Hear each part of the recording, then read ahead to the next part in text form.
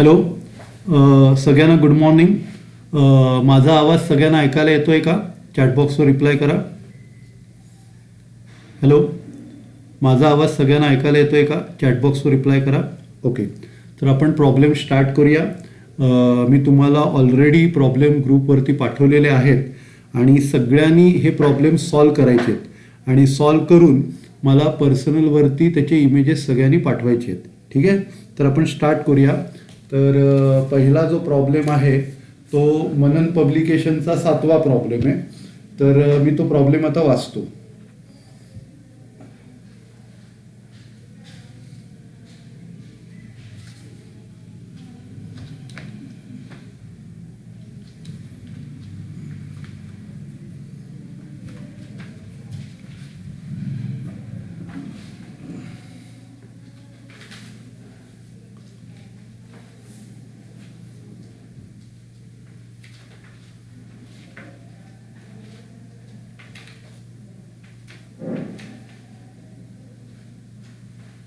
Okay.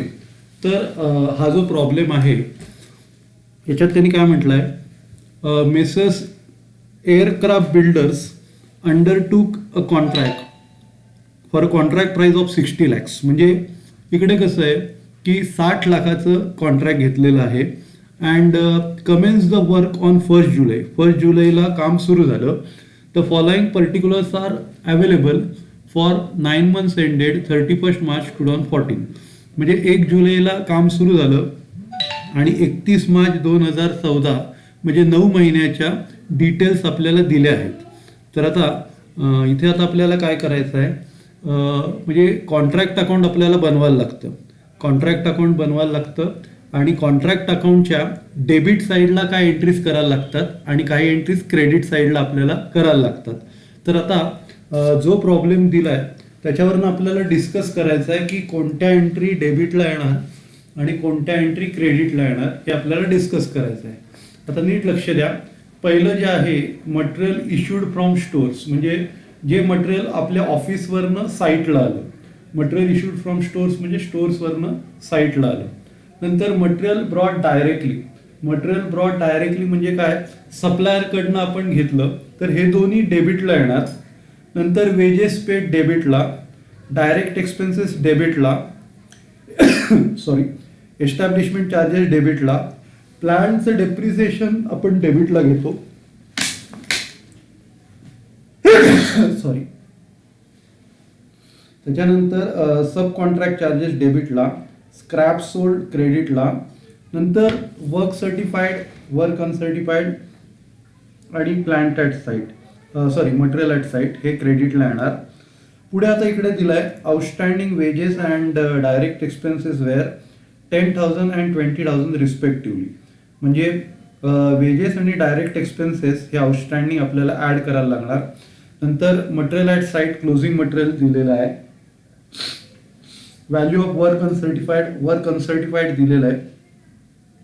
Included in the wedges is the salary paid to a supervisor at rupees 30,000 per month who had devoted half of the time on this contract. म्हणजे इकडे काय झालेलं आहे की आपण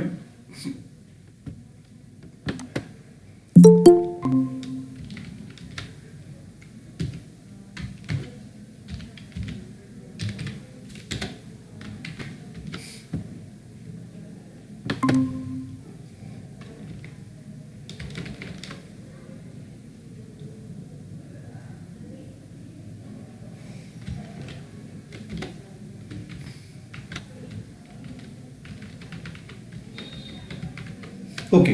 तर आपली ही जी ॲडजस्टमेंट आहे सुपरवायझरची, तर आपल्याकडे एक सुपरवायझर कामाला आहे, त्याला आपण 30,000 रुपये पगार देतो पर मंथ आणि त्यांनी अर्ध जे आहे अर्ध काम त्यांनी या कॉन्ट्रॅक्टला दिलेलं आहे.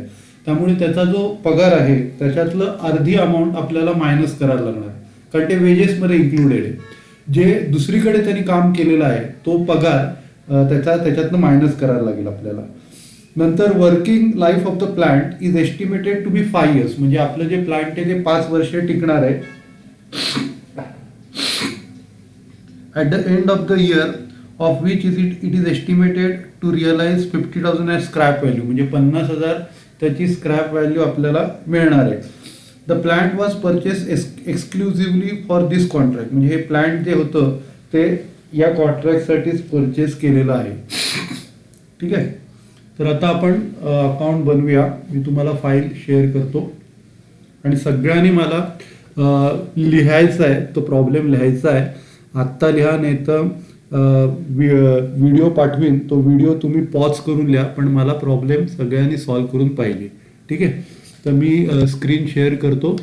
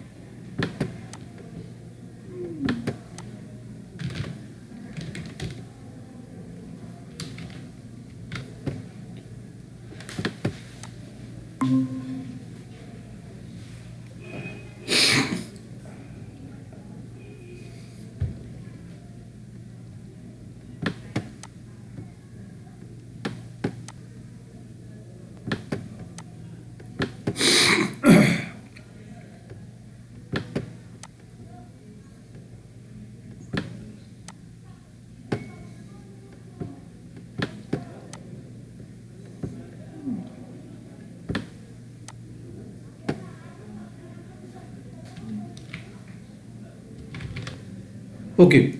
सगळ्यांना स्क्रीन दिसतंय का? चॅटबॉक्सवर रिप्लाय करा. सगळ्यांना स्क्रीन दिसतंय का? चॅटबॉक्सवर रिप्लाय करा. ओके. तर आपण प्रॉब्लेम स्टार्ट करूया. पहिल्यांदा काय करायचं, इथे हेडिंग टाकायचं, in the books of messrs aircraft builders. नंतर कॉन्ट्रॅक्ट अकाउंट, त्याला कधी कधी नंबर असतो, कधी नसतो. तर नंबर नसेल तर डॅश टाकायचं. फॉर त्याचा पिरियड मेन्शन करायचा, 9 months एंडेड 31 March 2014. म्हणजे हे कॉन्ट्रॅक्ट 1 जुलैला सुरू झालंय आणि 31 March 2014ला 1 वर्ष पूर्ण झालंय. म्हणजे तो जो पिरियड आहे ना, तो 9 months आहे.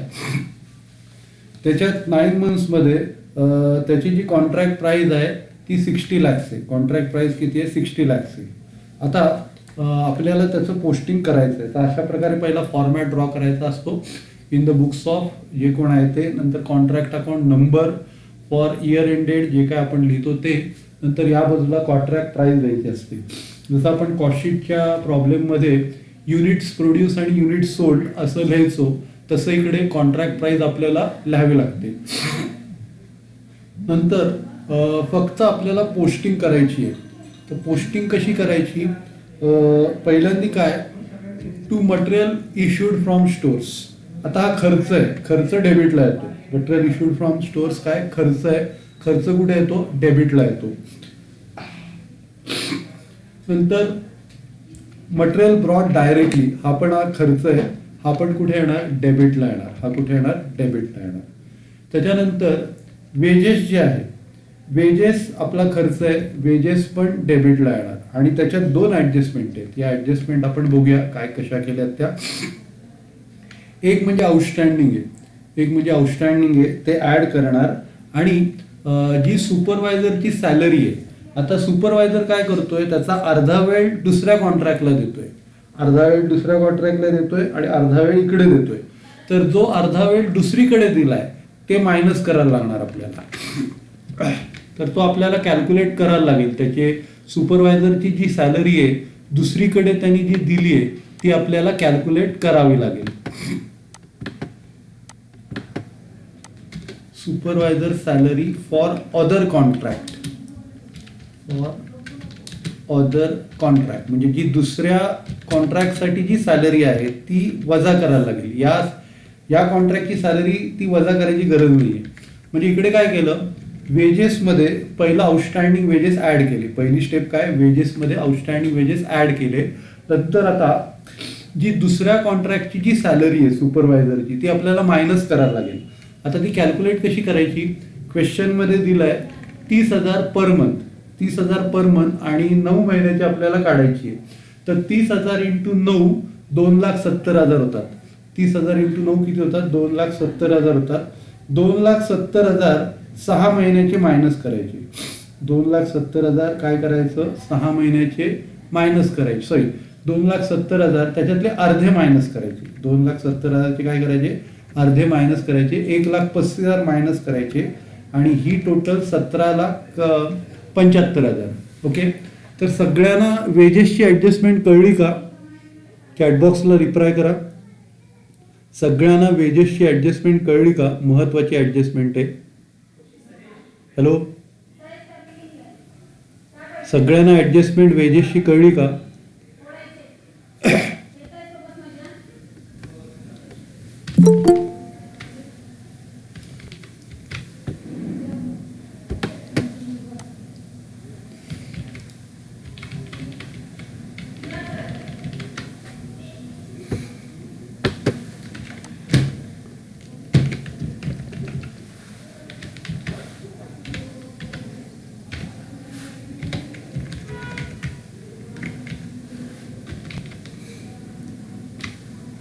सगळ्यांना वेजेसची ॲडजस्टमेंट कळली का? चॅटबॉक्सवर रिप्लाय करा.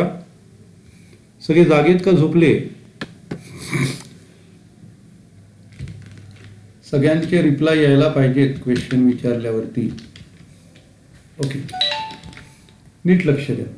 त्याच्यानंतर वेजेसच्या नंतर काय? डायरेक्ट एक्सपेन्सेसमध्ये फक्त आउटस्टँडिंग आहे. डायरेक्ट एक्सपेन्सेसमध्ये फक्त आउटस्टँडिंग आहे, ते आपण ऍड केलं.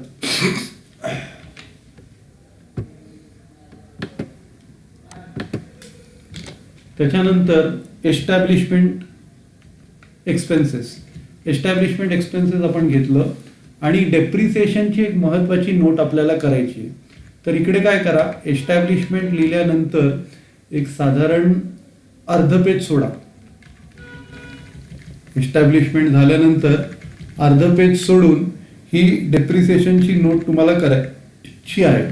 डेप्रिसिएशनची नोट समजून घ्या. आता नीट लक्ष द्या. आपण 11वीला जो फॉर्म्युला वापरायचो, cost minus scrap value divided by life, हा फॉर्म्युला आपल्याला वापरायचा आहे. Cost minus scrap value divided by life. तर कॉस्ट आहे त्या मशीनची 6.5 लाख. कॉस्ट किती आहे? 6.5 लाख आहे. त्याच्यातनं स्क्रॅप व्हॅल्यू 50,000 मायनस करायची. 6.5 लाखातलं 50,000 स्क्रॅप व्हॅल्यू मायनस करायचे म्हणजे 6 लाख येणार. म्हणजे किती येणार? 6 लाख येणार. आणि 6 लाख ही 5 वर्ष टिकणार आहे. 5 वर्ष ती टिकणार आहे म्हणजे 5ने डिवाइड करून प्रत्येक वर्षाचं डेप्रिशन 1,20,000 येणार. प्रत्येक वर्षाचं डेप्रिशन किती येणार? 1,20,000 येणार. नंतर आपल्याला पूर्ण वर्षाचं नको आहे, कारण पहिलं वर्षामध्ये फक्त 9 महिने आपण काम केलेलं आहे. तर इकडे 1,20,000 निघालं, पण आपल्याला फक्त 9 महिन्याचं घ्यायचं आहे. आपल्याला किती घ्यायचं आहे? 9 महिन्याचं घ्यायचं आहे. तर depreciation for 9 months equal to 1,20,000 into 9/12 म्हणजे 90,000. 1,20,000 इंटू 9/12 म्हणजे 90,000. तर हे व्यवस्थित सगळ्यांना कळलं का? चॅटबॉक्सवर रिप्लाय करा. ही स्टेप व्यवस्थित कळली का? कॅल्क्युलेशन व्यवस्थित सगळ्यांना कळलं का? रिप्लाय करा. Hello, okay. त्याच्यानंतर हे जे डेप्रिसिएशन 90,000 काढलं, हे आपण इकडे घेतलं टू डेप्रिसिएशन ऑन प्लांट. नंतर सब कॉन्ट्रॅक्ट चार्जेस लिहिले. नंतर काय लिहिलं? सब कॉन्ट्रॅक्ट चार्जेस. आता हा नोशनल प्रॉफिट काढण्याच्या अगोदर आपल्याला क्रेडिट साईडला हेडिंग टाकतो आपण by work in progress. Credit साईडला हेडिंग काय टाकतो? By work in progress. By work in progress heading आहे. त्याच्या आतमध्ये काय येतं? वर्क सर्टिफाईड येतं, वर्क अनसर्टिफाईड येतं आणि मटेरियल ॲट साईट येतं. वर्क सर्टिफाईड, वर्क अनसर्टिफाईड आणि मटेरियल ॲट साईट. त्याच्या व्हॅल्यूज टाकायच्या. वर्क सर्टिफाईड 50 lakhs आहे. वर्क अनसर्टिफाईड जे आहे ते 2 लाख आहे वर्क अनसर्टिफाईड. आणि मटेरियल ॲट साईट 1,20,000 आहे. मटेरियल ॲट साईट किती आहे? 1,20,000. या तिघांची टोटल 53,20,000. या तिघांची टोटल 53,20,000. आणि स्क्रॅप सोल्ड एक ऍडजस्ट हे आयटम आहे. स्क्रॅप सोल्ड तो क्रेडिटला येतो. स्क्रॅप सोल्ड हा कुठे येतो? क्रेडिटला येतो. आणि त्याच्यानंतर ही क्रेडिट साईडची टोटल घ्यायची. क्रेडिट साईडची टोटल 53,50,000. 53,50,000 टोटल घेऊन त्याच्यातनं हे डेबिटचं मायनस करून आपला नोशनल प्रॉफिट 4,65,000 4,65,000 एवढा आपला नोशनल प्रॉफिट येतो. बरं, सगळ्यांना इथपर्यंत व्यवस्थित कळलं का? चॅटबॉक्सवर रिप्लाय करा. सगळ्यांना इथपर्यंत व्यवस्थित कळलं का? हॅलो, मला पटापट सगळ्यांचे रिप्लाय यायला पाहिजेत. सगळ्यांना इथपर्यंत कळलं का?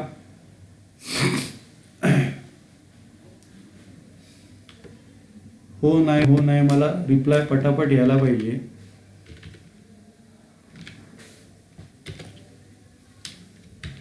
कळलं का सगळ्यांना? रिप्लाय यायला पाहिजे पटापट.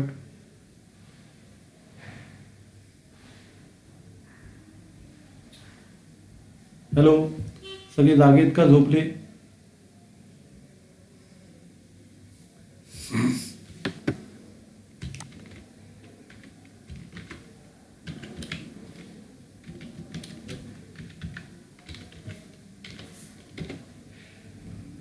सगळ्यांनी रिप्लाय द्या.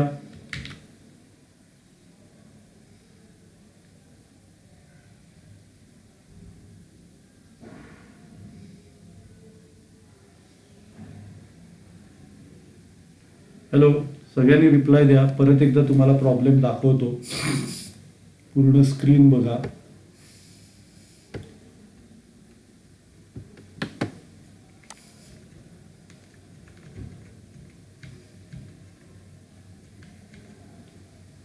प्रत्येक स्टेप बघा कशी केली आहे आणि मला रिप्लाय द्या तुम्हाला कळलाय की नाही.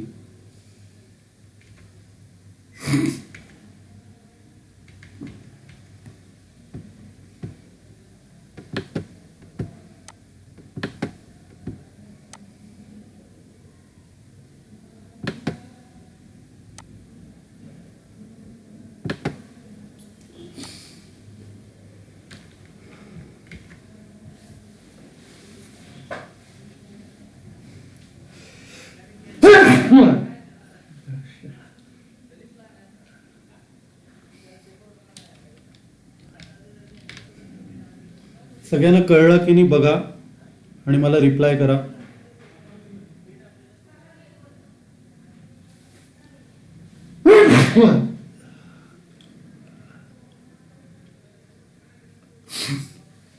प्रत्येक आयटमचं पोस्टिंग बघा कसं केलंय ते आणि मला रिप्लाय करा. कुठलं अडलंय तर मला विचारा.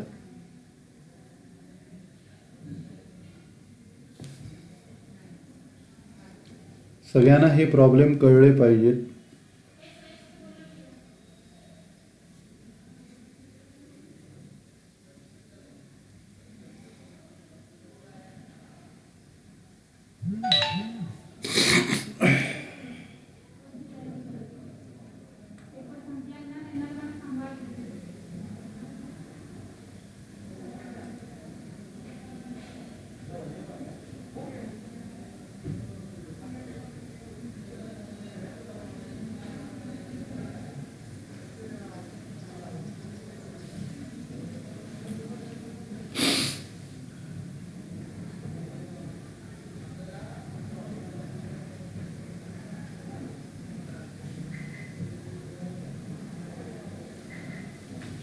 ओके, कोण रिप्लाय नाही करत, मी अज्युम करतो सगळ्यांना कळलंय.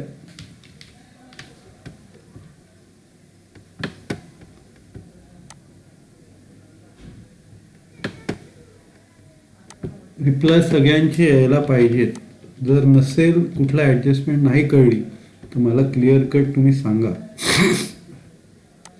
रिप्लाय यायला पाहिजे सगळ्यांचे. ओके, आता नीट लक्ष द्या. याच्यानंतर आपण काय करतो, हा जो नोशनल प्रॉफिट कॅल्क्युलेट केलाय हा इकडे ब्रॉड डाऊन केलाय. नोशनल प्रॉफिट काय केला, कॅरीड डाऊनचा इथे ब्रॉड डाऊन केला. आता त्याचे दोन भागात आपल्याला डिवाइड करायचे.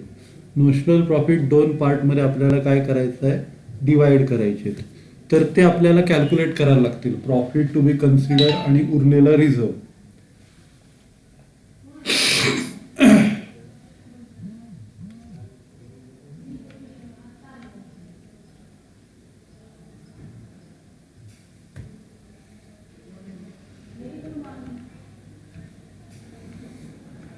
आता ही स्टेप सगळ्यांनी बघा ही स्टेप फार महत्त्वाची आहे. आता हे झाल्यानंतर आपण कॅल्क्युलेट करतो स्टेज ऑफ कम्प्लिशन, म्हणजे किती पर्सेंट काम पूर्ण झालेलं आहे, किती पर्सेंट काम पूर्ण झालं आहे. आता ते कसं काढतो आपण, वर्क सर्टिफाईड जेवढं आहे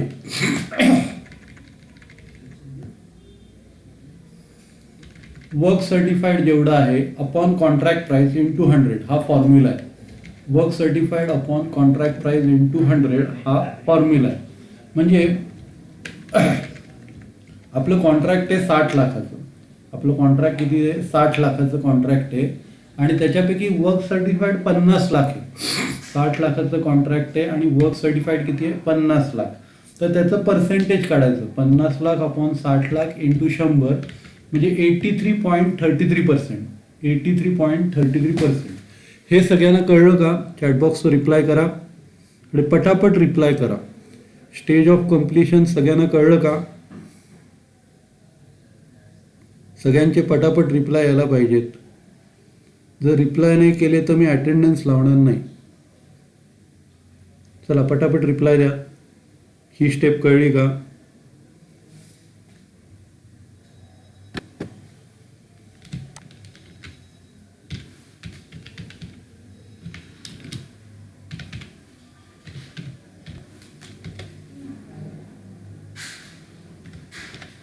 सगळ्यांना स्टेज ऑफ कम्प्लिशन कळलं का?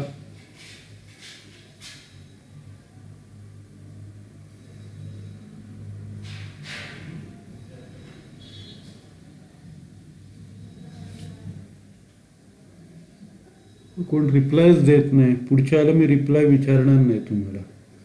काय असेल ते फ्रँकली बोलायचं, हो नाही हो नाही. असं कशाला करता तुम्ही? रिप्लाय का नाही देत? ठीक आहे, आता नीट लक्ष द्या. स्टेज ऑफ कम्प्लिशनसाठी आपण एक टेबल बनवलं होतं. आता त्या टेबलमध्ये किती पर्सेंट ते किती पर्सेंट कसं अमाऊंट काढायची ते आपण डिस्कस केलं होतं. आता बघा इकडे 3-4 आपण हे घेतलेले आहेत. 0 to 25%, 25 to 50%, 50% to 100% आणि 100% असं ते आपण घेतलेलं आहे स्टेज ऑफ कम्प्लिशन. तर आता आपलं काम 88% झालंय. 88% झालंय म्हणजे 50 ते 100% मध्ये, 50 ते 100% मध्ये झालाय. म्हणजे हा फॉर्म्युला तुम्हाला वापरायला लागणार. 2/3 into notional profit into cash received upon work certified. 2/3 into notional profit into cash received upon work certified हा फॉर्म्युला आपल्याला वापरायला लागणार आहे. आपण काय करायचं, व्हॅल्यू सबस्टिट्यूट करायच्या.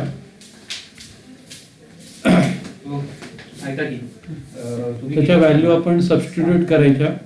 तर 2/3 into notional profit, notional profit किती आहे, 4,65,000 इंटू, आता इकडे क्वेश्चनमध्ये कॅश रिसिव्ड बद्दल काय त्यांनी दिलं नाहीये, कॅश रिसिव्ड बद्दल काय त्यांनी दिलेलं नाहीये. त्याचा अर्थ आपण काय घ्यायचा की जेवढं वर्क सर्टिफाईड आहे तेवढं कॅश रिसिव्ड आहे, जेवढं वर्क सर्टिफाईड आहे तेवढं कॅश रिसिव्ड आहे. म्हणजे 2/3 into notional profit, notional profit आपण 4,65,000 वरती काढलेला आहे. हा 4,65,000, 2/3 into 4,65,000 into 50 lakh upon 50 lakh. 2/3 into 4,65,000 into 50 lakh upon 50 lakh. त्याचं उत्तर आलं 3,10,000. त्याचं उत्तर किती आलं, 3,10,000. आता काय करायचं, इथे कॉन्ट्रॅक्ट अकाउंटमध्ये by notional profit 4,65,000, notional profit किती आहे 4,65,000 आणि त्याच्यापैकी 3,10,000 P&L ला टाकायचं. हे 4,65,000 इकडे घेतलं, कॅरी फॉरवर्डचं इथे ब्रॉड फॉरवर्ड केलं, ब्रॉड डाऊन. हे कॅरीड डाऊन आहे, इथे काय केलं ते ब्रॉड डाऊन केलं. ब्रॉड डाऊन करून त्याच्यातला प्रॉफिट जो होता हे 3,10,000, प्रॉफिट किती आहे 3,10,000 आणि उरलेले पैसे 1,55,000 हे रिझर्वला टाकले. उरलेले 1,55,000 हे कुठे टाकले, रिझर्वला टाकले. ओके, आणि नंतर क्लोज करायचं. म्हणजे 4,65,000 इकडे आले, त्याच्यानंतर 3,10,000 profit to be consider, profit and loss अकाउंटला टाकला आणि उरलेली अमाऊंट आपण रिझर्वला टाकली. उरलेली अमाऊंट आपण काय केलं, रिझर्वला टाकली. ठीक आहे, तर हा प्रॉब्लेम झाला. आपण आता पुढचा घेऊया 20वा प्रॉब्लेम.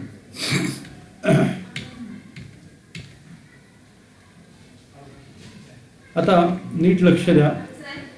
या टॉपिकमध्ये प्रॉब्लेमचे टाईप्स आहेत. या चॅप्टरमध्ये प्रॉब्लेम्सचे टाईप्स आहेत. तर ते टाईप्स काय काय आपण बघूया. तर आत्ता मगासचा जो प्रॉब्लेम केला तो टाईप होता सिंगल कॉन्ट्रॅक्ट. मगासचा जो प्रॉब्लेम केला त्याचा टाईप काय होता? सिंगल कॉन्ट्रॅक्ट, म्हणजे एकच कॉन्ट्रॅक्ट घेतलेला आहे. एकच कॉन्ट्रॅक्ट आपण घेतलेला आहे. दुसरा टाईप आहे मल्टिपल कॉन्ट्रॅक्ट, म्हणजे एकपेक्षा जास्त कॉन्ट्रॅक्ट आपण घेतलेला आहे. पहिला टाईप सिंगल कॉन्ट्रॅक्ट, दुसरा टाईप आहे मल्टिपल कॉन्ट्रॅक्ट, जिकडे आपण एकपेक्षा जास्त कॉन्ट्रॅक्ट आपण घेतलेला आहे. तर इकडे तो प्रॉब्लेम आहे 20वा. आता 20वा प्रॉब्लेम मी डिस्कस करतो.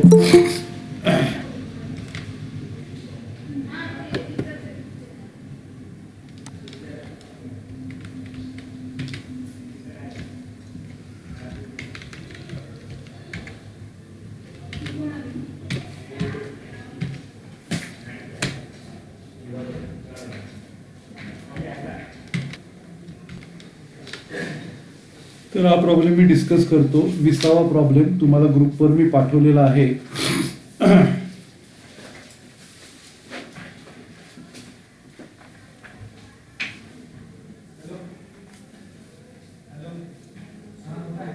तर हा जो प्रॉब्लेम आहे, Siddhesh construction company has undertaken 3 contract. आता हा मल्टिपल कॉन्ट्रॅक्टचा प्रॉब्लेम आहे, ज्याच्यात एकपेक्षा जास्त कॉन्ट्रॅक्ट आपण घेतो. मागचा प्रॉब्लेम सिंगल कॉन्ट्रॅक्टचा होता, त्याच्यात एकच कॉन्ट्रॅक्ट आपण घेतलं होतं. आता या प्रॉब्लेममध्ये आपण एकपेक्षा जास्त कॉन्ट्रॅक्ट घेतलेले आहेत. म्हणजे इकडे contract A, contract B, contract C असे 3 कॉन्ट्रॅक्ट आपण घेतलेले आहे. Following particulars are available as on 31 December 2014. तुम्हाला काही डिटेल्स त्यांनी प्रोव्हाइड केलेत. तर पहिलं कॉन्ट्रॅक्ट प्राइस दिलेलं आहे. कॉन्ट्रॅक्ट प्राइस 10 लाख, 25 लाख, 7.5 लाख ही त्यांची कॉन्ट्रॅक्ट प्राइस आहे. नंतर तुम्हाला काय इन्फॉर्मेशन दिलेली आहे. मटेरियल इश्यूड दिलं आहे, लेबर दिलं आहे, सब कॉन्ट्रॅक्ट चार्जेस आहे, हे डेबिटला येणार.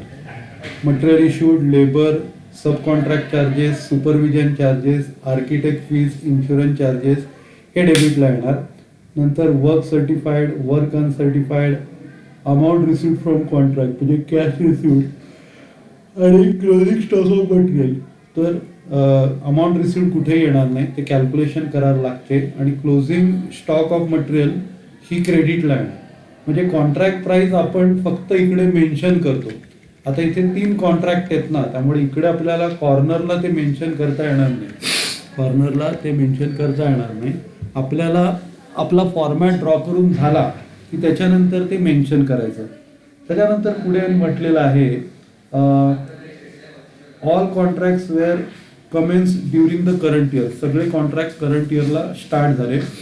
Total depreciation on plant amounted to 11,200. म्हणजे टोटल प्लांटचं डेप्रिसिएशन आहे 11,200. 11,200 हे प्लांटचं डेप्रिसिएशन आहे.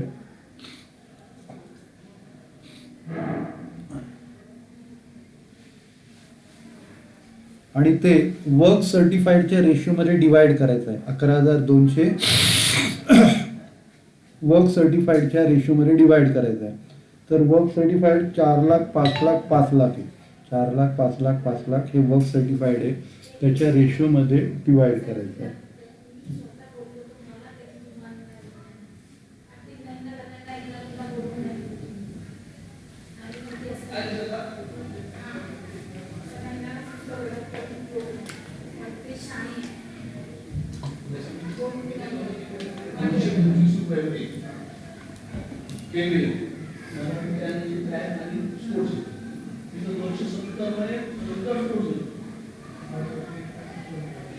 तर आता इथे आपण काय करायचं,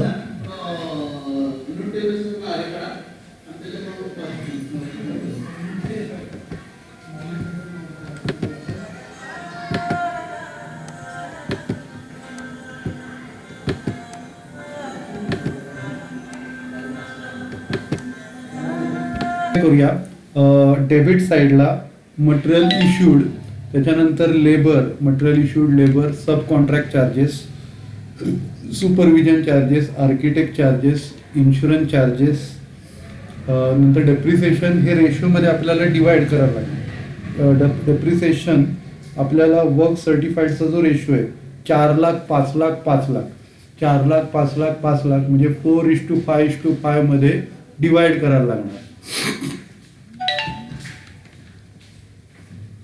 म्हणजे इकडे 4:5:5 म्हणजे 4 अधिक 5 9 आणि 5 14 म्हणजे 4/14, 5/14 आणि 5/14. 4/14, 5/14, 5/14 या रेशोमध्ये डिवाइड करायचं. तर 11,200 × 4/14, 11,200 × 5/14, 11,200 × 5/14. तर 4/14, 5/14 आणि 5/14 असं ते डिवाइड केलं. 3,200, 4,000 आणि 4,000 असं ते डेप्रिसिएशन येतं. त्याच्यानंतर इथे डेप्रिसिएशनच्या अमाऊंट आपण टाकल्या.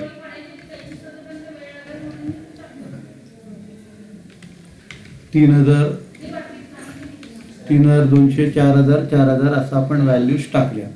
त्याच्यानंतर इकडे काय करतो आपण, वर्क इन प्रोग्रेसमध्ये वर्क सर्टिफाईड, वर्क अनसर्टिफाईड आणि material side, work certified, work uncertified आणि मटेरियल साईड याच्या व्हॅल्यूज आपण इकडे टाकल्या. Work certified, work uncertified, material side त्याच्या व्हॅल्यू टाकल्या आणि आपण नोशनल प्रॉफिट कॅल्क्युलेट केले. काय कॅल्क्युलेट केले? Notional profit. परत एकदा तुम्हाला एक्सप्लेन करतो.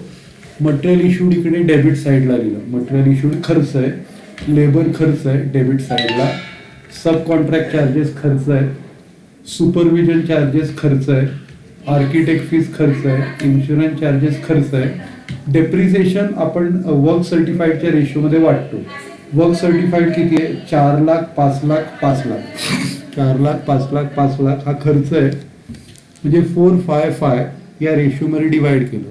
4/5 या रेशोमध्ये डेप्रिसिएशन डिवाइड केलं. म्हणजे 11,200 × 4/14, 11,200 × 5/14, 11,200 × 5/14, 3,200, 4,000, 4,000, 3,200, 4,000, 4,000 असं हे डिवाइड केलं. आणि नंतर नोशनल प्रॉफिट आपण काढला. 75,000, 90,000, 1 लाख, 75,000, 90,000, 1 लाख हा प्रॉफिट काढला. प्रॉफिट हा कॅरीड डाऊन इकडे जे म्हटलेला आहे तो कॅरीड डाऊन इकडे ब्रॉड डाऊन करायचा. कॅरीड डाऊन इथे काय करायचं? ब्रॉड डाऊन करायचा. 75,000, 90,000, 1 लाख, 75,000, 90,000, 1 लाख हा ब्रॉड डाऊन केला. ब्रॉड डाऊन केल्यानंतर आपल्याला त्याचे 2 पार्ट करायचे आहेत. आता ही कॅल्क्युलेशन व्यवस्थित बघा.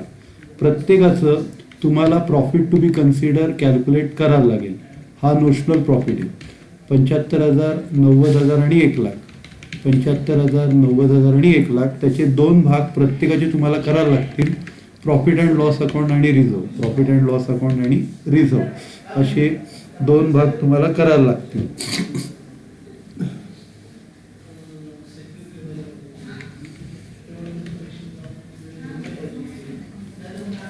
तर पहिल्यांदा कॉन्ट्रॅक्ट ए. कॉन्ट्रॅक्ट ए आपण कसं, पहिली स्टेप स्टेज ऑफ कम्प्लिशन काढतो. Work certified upon contract price into 100, work certified upon contract price into 100 हा फॉर्म्युला आहे. तर 4 lakh upon 10 lakh into 100, 4 lakh upon 10 lakh into 100 म्हणजे 40% आले. 4 लाख अपॉन 10 लाख इंटू 100 म्हणजे 40% आले. आता 40% मग हे कुठल्या कॅटेगरीत येतं तो फॉर्म्युला आपल्याला वापरला पाहिजे. हे 40% येतं म्हणजे कुठला कॅटेगरीत येतो तो फॉर्म्युला आपल्याला वापरला पाहिजे.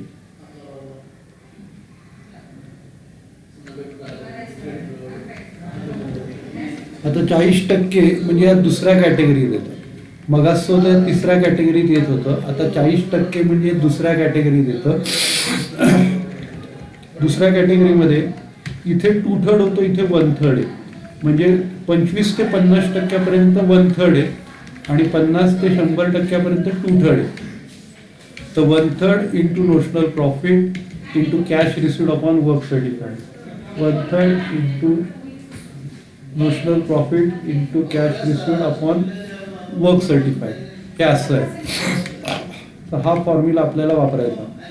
1/3 into notional profit into cash received upon work certified.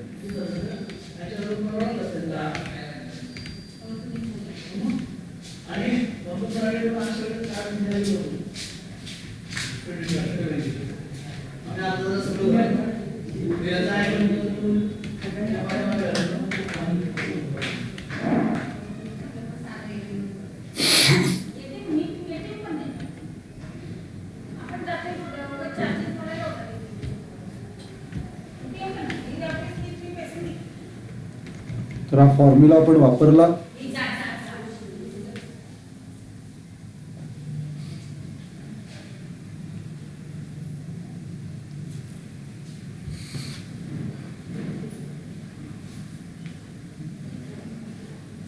One third into 75,000 into 3,20,000 upon 4 lakh म्हणजे त्याचं उत्तर 20,000 आलं. 1/3 इंटू 75,000 इंटू 3,20,000 अपॉन 4 लाख म्हणजे त्याचं उत्तर आलं 20,000. आता 75,000चे 2 पार्ट करायचे, 20,000 आणि 55,000. 20,000 आणि 55,000 हे त्याचे पार्ट करायचे. नंतर कॉन्ट्रॅक्ट बी. कॉन्ट्रॅक्ट बी मध्ये स्टेज ऑफ कम्प्लिशन काढायचं. Work certified upon contract price into 100. Work certified upon contract price into 100 म्हणजे वर्क सर्टिफाईड 5 लाख आहे, कॉन्ट्रॅक्ट प्राइस 20 लाख आहे. 5 लाख अपॉन 20 लाख इंटू 100 म्हणजे 20%. 5 लाख अपॉन 25 लाख इंटू 100 म्हणजे 20%. आता 20% कोणत्या कॅटेगरीत येतं?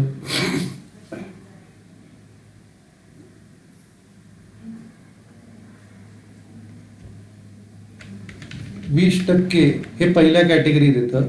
याच्यात प्रॉफिट काही कन्सिडर करायचंच नाही. सगळीच्या सगळी अमाऊंट रिझर्वला टाकायची. प्रॉफिट काहीच कन्सिडर करायचं नाही. सगळी अमाऊंट आपल्याला रिझर्वला ट्रान्सफर करायची आहे.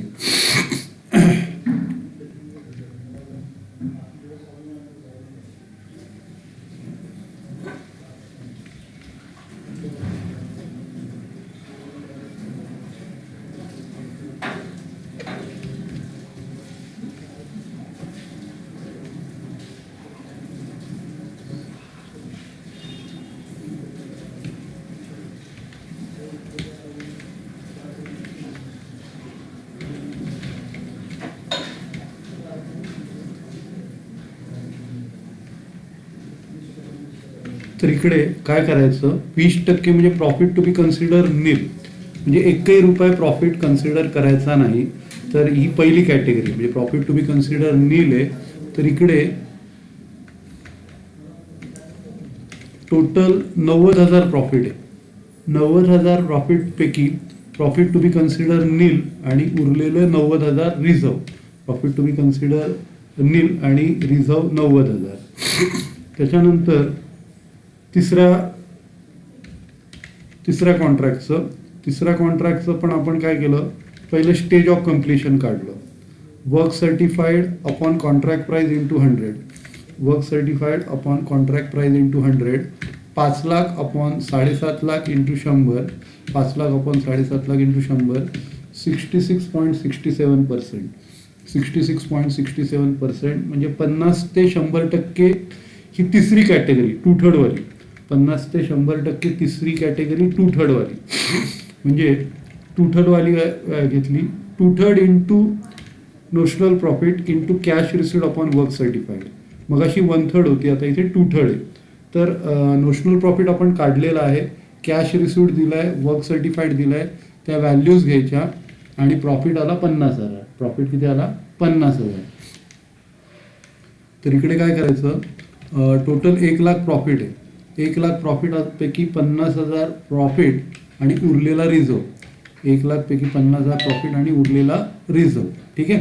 तर आपण लेक्चर संपूया आणि ज्यांची फी यायची बाकी आहे त्यांनी प्लीज भरून टाका.